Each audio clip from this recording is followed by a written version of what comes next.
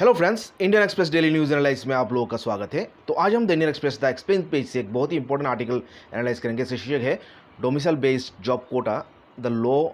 The SC rulings and special cases. ये जो आपका हर राज्य की जो एक आपका जॉब में रिजर्वेशन की जो बात है, उसी पे ये टॉपिक है। और ये किस तरह आपका कॉन्स्टिट्यूशनली किस तरह वैलिड है या इनवैलिड है, या ये हर स्टेट भारत में ये लॉ लागू कर सकते हैं कि नहीं, कि वो अपने राज्यों में अपने जो निवासी है, जो स्थानीय लोग हैं, जो डोमिसाइल्ड है, उनके लिए जॉब रिजर्वेशन कर सकते हैं कि नहीं। तो उसी पे ये टॉपिक है। तो चलिए एनालाइज करते हैं डिटेल्स में इस आर्टिकल में क्या लिखा है। देखिए दोस्तों, जो मध्य प्रदेश गवर्नमेंट ने हालांकि जो रिजर्वेशन की बात की है कि जो रिजर्वेशन की जाएगी, जो चिल्ड्रन ऑफ द स्टेट, मतलब जो राज्य की जो बच्चे हैं, मतलब जो मध्य प्रदेश की जो आपका स्थानीय जो लोग हैं, वहाँ के में जन्म लेने वाले जो लोग हैं, उनके लिए जो जॉब में रिजर्वेशन की जाएगी। इसमें आपका जो कॉन्स्टिट्यूशन जो फंडामेंटल राइट टू इक्वालिटी, जो आपका आर्टिकल 14 या 19 के तहत जो सभी लोग, सभी जो भारतीय नागरिकों को जो समान अधिकार की जो बात की जाती है, उस पे एक गहरा एक प्रश्न चिन्ह उठाता है। तो आपका यहाँ पे एक बात है कि जो डोमिसाइल बेस्ड रिजर्वेशन, ये तो जो एजुकेशन, जो शिक्षा के क्षेत्र में तो ये पहले भी, इससे पहले भी इम्प्लीमेंट किया गया था। लेकिन जो एम्प्लॉयमेंट की जो बात आती है, तो ये एक अलग ही मुद्दा हो जाता है। और इस पर आपका कॉन्स्टिट्यूशनल जो संविधानिक जो राइट टू इक्वालिटी है, उस पर एक गहरा प्रश्न चिन्ह आ जाता है। तो यही एक मतलब जो राइटर है, उनका भी ये कहना है।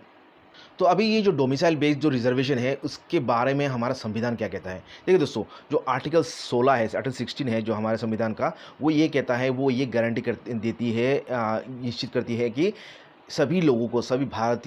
के निवासी को, जो सिटीजन है, उनको इक्वल ट्रीटमेंट मिलेगा under law in the matter of public employment. जो सरकार द्वारा कोई भी आपका जो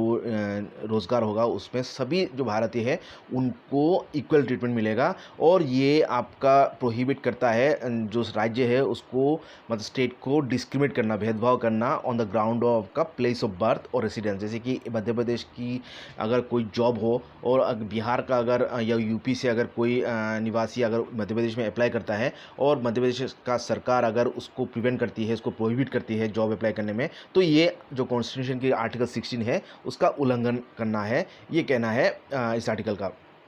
इसके साथ साथ जो आर्टिकल 16 2 है, जो वो ये स्टेट करती है कि कोई भी citizen, no citizen shall be on the grounds of, उसको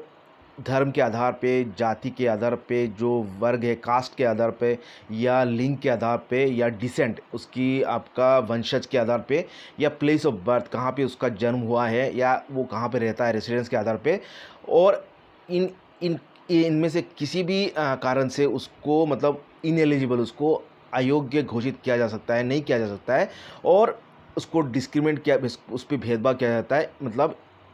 किसी भी प्रकार से आपका कोई भी अगर एम्प्लॉयमेंट हो या ऑफिस हो आपका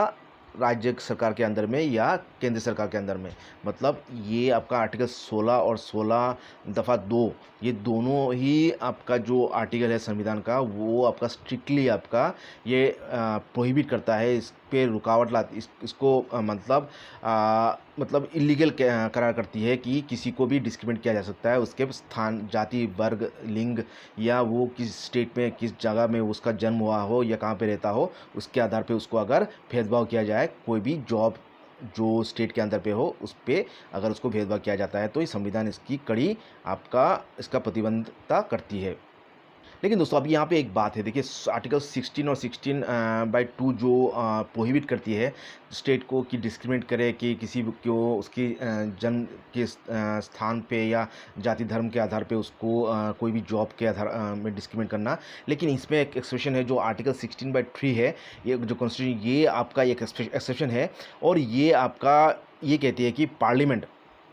कोई भी इस तरह का लॉ बना सकती है इसके आधार पर आपका मतलब कोई भी स्टेट आपका रेसिडेंस के हिसाब से उसकी जॉब में आपका रिजर्वेशन कर सकती है। लेकिन ये जो एक्सेप्शन है, ये आपका सोलली आपका पार्लियामेंट, मतलब हमारे राष्ट्रीय पार्लियामेंट पे ये अधिकार है, ना कि कोई स्टेट लेजिस्लेचर का। मतलब केंद्र सरकार ही इसका आपका सिद्धांत लेगी कि कोई भी स्टेट आपका किस तरह का पर्टिकुलर लॉ या डिस्क्रिमिनेशन कर सकती है अपने स्थानीय लोगों के आधार पे कोई भी जॉब में रिजर्वेशन के लिए। तो ये था हमारा संविधानिक कुछ आर्टिकल्स, और ये आर्टिकल्स क्या कहते हैं या उसकी इसके इस संबंध में आर्टिकल्स कॉन्स्टिट्यूशन क्या कहती है job reservation on the basis of आपका बर्थ प्लेस ऑफ बर्थ के आधार पे। तो दोस्तों अभी सवाल होता है कि ये जो संविधान हमारे संविधान ये reservation on the base of आपका डोमिसाइल या एक स्टेट की जो डोमिसाइल्ड है उसके आधार पे रिजर्वेशन क्यों प्रोहिबिट करती है। क्योंकि देखिए जो हमारा जब कॉन्स्टिट्यूशन जब फोर्स पे आया, जब लागू हुआ, तो इंडिया आपका एक मतलब यूनियन ऑफ स्टेट, जो हमारा आर्टिकल 1 है वो कहता है India is union of state. तो ये विभिन्न राज्यों की एक सम्मिलित एक आपका यूनियन है। तो एक जोग्राफिकल यूनिट बन गया आपका, जो इंडिविजुअल जो राज्य है या प्रिंसिपैलिटीज़ है उसको सम्मिलित करके एक जोग्राफिकल यूनिट बन गया। और ये जो आइडिया है आपका, जो यूनिवर्सिटी ऑफ इंडियन सिटीजनशिप का आपका जन्म लेती है, क्योंकि जो इंडियन सिटीजनशिप है वो सभी को इक्वली ट्रीट करती है, भला ही वो कोई भी राज्य से हो या कहीं भी भारत के कहीं भी कोने से हो। तो जो आपका इंडियन जो कॉन्स्टिट्यूशन है वो भारत संविधान हमारे सिटीज़न को लिबर्टी देती है, आपका जो राइट टू मूवमेंट, जो फ्रीडम ऑफ मूवमेंट है उसके आधार पे उसको आपका देश के कोई भी स्थान पे उसको फ्रीली मूव करने का अधिकार देता है। और तो इसके आधार पे देखिए अभी हम अगर आप और हम अगर देश के कोई भी कोने से कि नॉर्थ से अगर कश्मीर से हम कन्याकुमारी जा सकते हैं, वहाँ रह सकते हैं, वहाँ निवास प्रॉपर्टी खरीद सकते हैं। तो ये जो रिक्वायरमेंट है जो प्लेस ऑफ बर्थ या रेसिडेंस के आधार पे जहाँ से जो कि क्वालिफिकेशन बनेगा कि जो जिसके आधार पर राज्य आपका एम्प्लॉयमेंट प्रोवाइड करेगी, पब्लिक एम्प्लॉयमेंट, तो ये आपका बेमायने हो जाता है। क्योंकि एक तो हमारा ये फ्रीडम ऑफ मूवमेंट और आपका फ्रीडम ऑफ रेसिडेंस जो है उसके भी उल्लंघना है ये डोमिसाइल जो रिजर्वेशन है कोई भी पब्लिक एम्प्लॉयमेंट के आधार पे अंडर द स्टेट। तो ये एक और भी एक संवैधानिक एक मतलब आपका रुकावट है ये डोमिसाइल जो रिजर्वेशन है इसके आधार पर।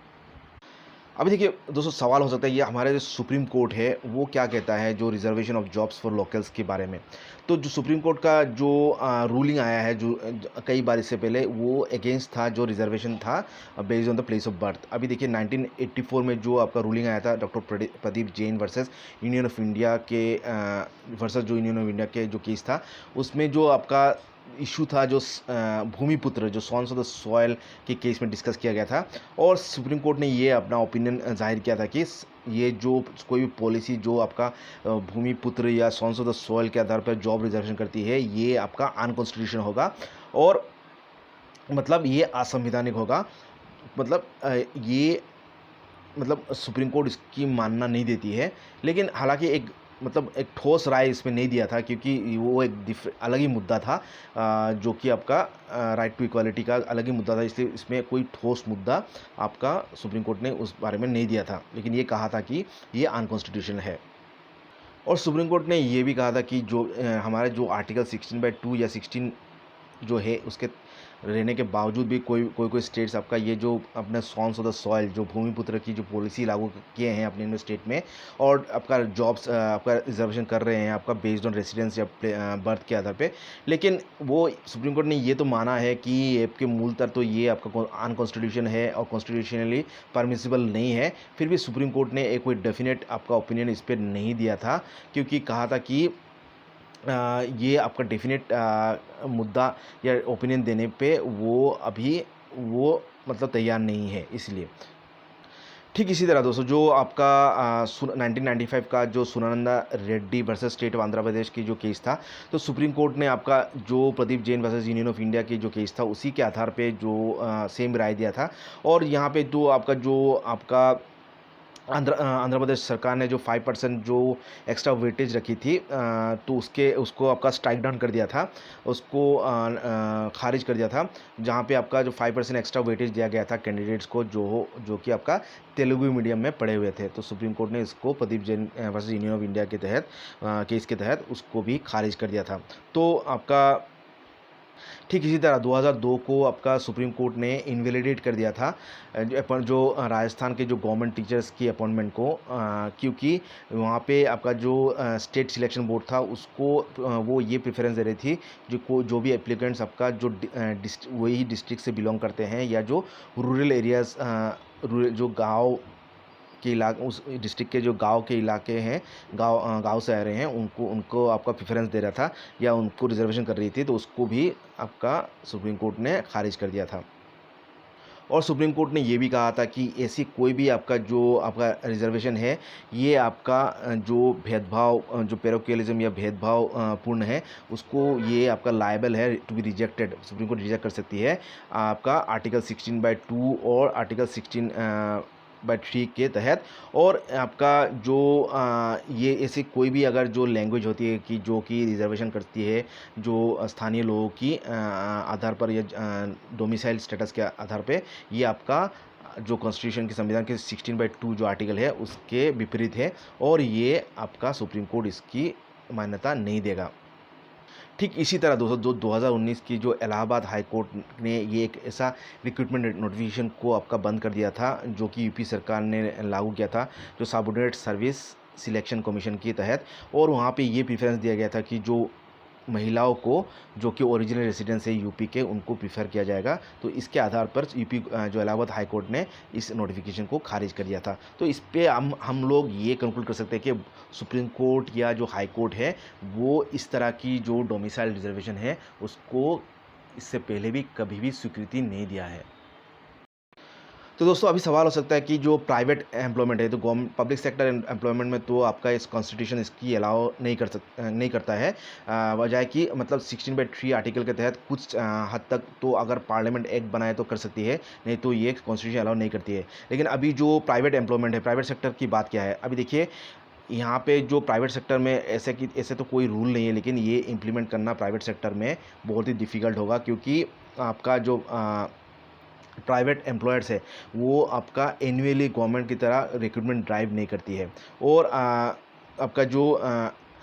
सरकार जैसे कि एडवांस में जो रिक्रूटमेंट करती है, लेकिन प्राइवेट जो इंस्टीट्यूशंस है, सेक्टर्स है, वो जब भी उनको ज़रूरत होती है तभी वो रिक्रूटमेंट करती है। और यहाँ पे स्टेट आपका रिकमेंड कर सकती है कि वो लोकल लोगों को प्रीफर करे, लेकिन इसको इंश्योर करना ये डिफ़िकल्ट होगा, ये कहना है राइटर का। अभी देखिए यहाँ पे 2017 को कर्नाटका सरकार ने इस तरह का एक लेजिस्लेशन लाई थी, लेकिन उसको बाद में इसको उन्होंने ड्रॉप कर दिया था जब आपका स्टेट की जो एडवोकेट जनरल है वो इस तरह के रिजर्वेशन पे सवालिया निशाना लगाए थे। और 2019 को आपका किसी तरह आपका जो आपका कर्नाटका गवर्नमेंट ने एक नोटिफिकेशन इशू की थी, जिससे कि उसने ये आपका जो प्राइवेट एम्प्लॉयर्स है उनको ये कहा था कि जो लोकल कर्नाटकास है उनको जो ब्लू कलर जॉब्स है, जो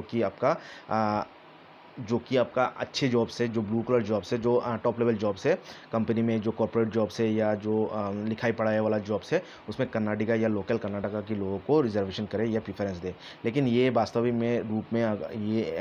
जो अप्लाई करना ये उतना आसान नहीं है, ये कहना है राइटर का। अभी दोस्तों ये सवाल हो सकता है कि यह तो संविधान इसकी अलाउ नहीं करते हैं, लेकिन कुछ स्टेट्स में, राज्यों में आपका जैसे कि मणिपुर, त्रिपुरा, हिमाचल प्रदेश या आंध्र प्रदेश में इस तरह का लॉ क्यों है कि वो लोकल लोगों की जॉब्स के में रिजर्वेशन रखती है। देखिए ये तो आपका जो पार्लियामेंट है अंडर आर्टिकल 16/3 उसके तहत आपका ये स्पेशल प्रोविज़न दिए हैं इन राज्यों को कि वो अपने लोकल लोगों को के लिए आपका रिजर्वेशन कर सकती है। जैसे कि आपका आंध्र प्रदेश, मणिपुर, त्रिपुरा और हिमाचल प्रदेश में, मतलब उनको संविधान ने ही या पार्लियामेंट ने ही उनको अधिकार दिया है। इसके साथ साथ जो आर्टिकल आपका स्पेशल प्रोविजंस है आपका, जैसे कि कुछ स्टेट्स में से आर्टिकल 371 के आधार पे, और आंध्र प्रदेश को जैसे कि आपका अंडर 371D के तहत उनको ये पावर दिया गया है कि वो डायरेक्ट रिक्रूटमेंट कर सकती है लोकल लोगों की, आपका स्पेसिफाइड एरियाज़ में ही कर सकते हैं, हर जगह में नहीं कर सकता। तो ये आपका एक्सेप्शनल केस ही है, ऐसा आपका सब जगह में ऐसा नहीं है। ठीक इसी तरह दोस्तों उत्तराखंड में जो क्लास 3 और क्लास 4 जॉब्स है वो आपका लोकल लोगों के लिए रिजर्व है। अभी देखिए कुछ स्टेट्स ने तो आर्टिकल 16/2 की जो उसको लॉ को मतलब इर्द गिर्द आपका एक कानून बनाया है जिससे कि आपका इस आर्टिकल 16(2) से वो उभर सके। जैसे कि वो उन्होंने अपना जो लोकल लैंग्वेज की जानकार होना या उसकी नॉलेज होना अनिवार्य कर दिया है। इससे क्या होगा, इनडायरेक्टली आपका ये आर्टिकल 16(2) को ओवरराइड करती है और स्थानीय लोगों को प्रेफरेंस दे सकते हैं एम्प्लॉयमेंट में। जैसे कि आपका जो आपका स्टेट्स है, जैसे कि आपका महाराष्ट्र, वेस्ट बंगाल, तमिलनाडु जैसे स्टेट में आपका लैंग्वेज टेस्ट होता है कोई भी रिक्रूटमेंट टेस्ट में। तो अभी देखिए, अगर लैंग्वेज उसी अगर महाराष्ट्र में अगर कोई जॉब हो और मराठी जानना हो, तो ये वास्तव है कि वो महाराष्ट्र के लोगों को ही मराठी आएगा, दूसरे लोगों को बहुत कम ही लोग होंगे जिनको मराठी आएगा, और ये इनडायरेक्टली आपका लोकल लोगों को प्रेफरेंस देना ही है। किसी तरह आपका वेस्ट बंगाल अगर जो बंगाली लोग से अगर बंगाली टेस्ट किया जाए तो उनको ही ये वही आपका उनको ही जॉब मिलेगा, और तमिलनाडु में सेम आपका जो उनको तमिल आती है उन्हीं को जॉब मिलेगा। तो ये आर्टिकल 16(2) से बचने के लिए राज्यों ने एक अलग ही कला मतलब अलग ही एक पॉलिसी अपनाया है जिससे कि इनडायरेक्टली आपका जॉब्स आपका स्थानीय लोगों को ही मिले। अभी दोस्तों ये सवाल हो सकता है जो मध्य प्रदेश सरकार ने जो हालांकि जो रिसेंट लॉ लाई थी डोमिसाइल स्टेटस की, इस तरह का कोई रूल पहले भी था कि नहीं कोई राज्यों में। देखिए, जो अप्रैल में जो सेंटर ने एक नई नोटिफिकेशन इशू की थी कि जो जम्मू एंड कश्मीर में जो जॉब्स है वहाँ की डोमिसाइल्स को ही मिलेगा, और डोमिसाइल की डेफिनेशन को उन्होंने तब्दील करके जो सेंट्रल गवर्नमेंट एम्प्लॉयज़ है जो कि जम्मू एंड कश्मीर सर्व कर रहे हैं 10 साल के ऊपर या 10 साल या 10 साल से ऊपर, तो उनको भी डोमिसाइल माना जाएगा। लेकिन इससे पहले जो जम्मू एंड कश्मीर में जो गवर्नमेंट जॉब्स था वो आपका सिर्फ और सिर्फ जो वहाँ के जो स्टेट सब्जेक्ट्स है, वहाँ के जो स्थानीय लोग थे उन्हीं तक सीमित था, उन्हीं के लिए रिजर्व था under article 370 of the constitution. तो ये 370 तो अभी एब्रोगेट हो गया है, तो उस पर कुछ तब्दीली लाए हैं भारत सरकार ने। आपका ठीक इसी तरह जो आसाम में जो आपका आसाम एकॉर्ड के तहत जो आसाम गवर्नमेंट भी ये लागू करना चाहता है कि जो स्थानीय लोग हैं या जो कि आपका आसाम में जो निवासी है जिनकी जो पूर्वज या वंशज 1951 से पहले आसाम में आए हैं या 1951 या उससे पहले आए हैं, या वो दिखा सकते हैं डॉक्यूमेंट्स 1951 से पहले, उन्हीं को लोकल जो स्थानीय जॉब्स है उन पर रिजर्वेशन मिले। तो ये भी आसाम सरकार ये जो 1985 के आसाम एकॉर्ड या क्लॉज 6 जो बीच में जो आपका नोटिफिकेशन क्लॉज 6 के बारे में जो काफ़ी आपका डिस्कशन में आ रहा है, तो उसके तहत आसाम गवर्नमेंट भी ये रिजर्वेशन करना चाहती है जो कि